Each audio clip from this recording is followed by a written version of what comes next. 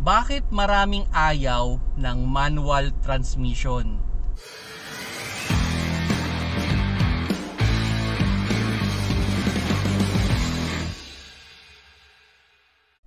Hello mga paps, I'm Kuya Shane at para to sa mga nag-iisip pa lang na bumili ng bagong kotse at wala talagang totaling idea with regards pagdadrive ng manual at ng automatic.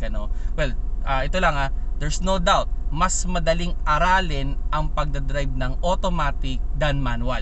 Sabihin na natin kung marunong ka mag-manual, in a few minutes o sabihin natin 30 minutes o 1 hour, halos madadrive mo na ng maayos ang automatic.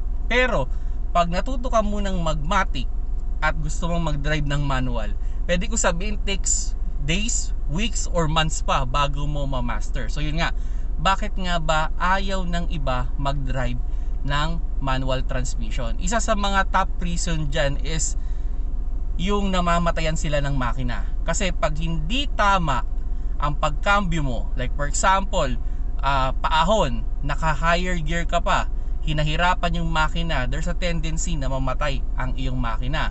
O pag ikaw ay pepreno, hindi mo na isabay ang pag-apak ng clutch at hindi mo na in-neutral, posibleng mamatay ang iyong makina. O yung bigla ang pag-angat ng clutch without pressing the gas pedal, pwede ring mamatay ang inyong makina. At ang isa sa pinaka-worst na problema with manual transmission ay pag hindi ka marunong magtimpla, there's a possibility na umatras ang iyong sasakyan habang kumbaga nakatigil, nasa inclined location, kailangan mong paandarin, paabantehin. Yung iba umaatras pa ng mga 2 dangkal, yung iba pa nga 1 dipa pa. Yun yung mga kinakatakutan. At yung iba pag namatayan ng makina at bumubusina na yung nasa likod, talagang nararatel yung utak nila, no? So yun yung mga fear nila, no, with regards pagdadrive ng manual transmission. Now, kung gusto nyo talaga ng manual transmission, I highly recommend mag-practice talaga kayong mabuti. Kumbaga, hindi lang enough yung natuto kayo sa driving school.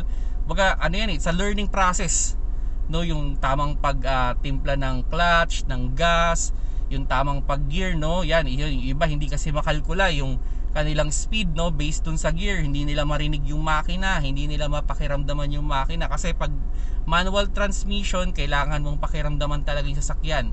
Kumbaga, kung nahihirapan siya, kailangan mong bawasan yung iyong gear. Kung sa tingin mo medyo na ano na siya, parang nakukulangan na siya, kailangan mong dagdagan ng gear.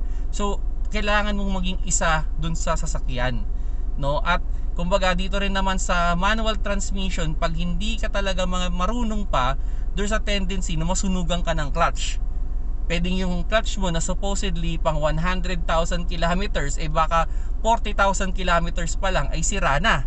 Yun, nasa 10 to 20,000 ang presyo nun pag sakaling nasunugan ka. Yung iba nga, yung mga baguhan driver, umakyat lang ng Baguio o Tagaytay at na traffic, pagbaba sira na yon yung clutch, no? Kaya kung sakali mang magdadrive kayo ng manual transmission, siguraduhin niyo na aralin niyo talagang mabuti. Hindi siya kayang aralin ng 1 araw, 2 araw.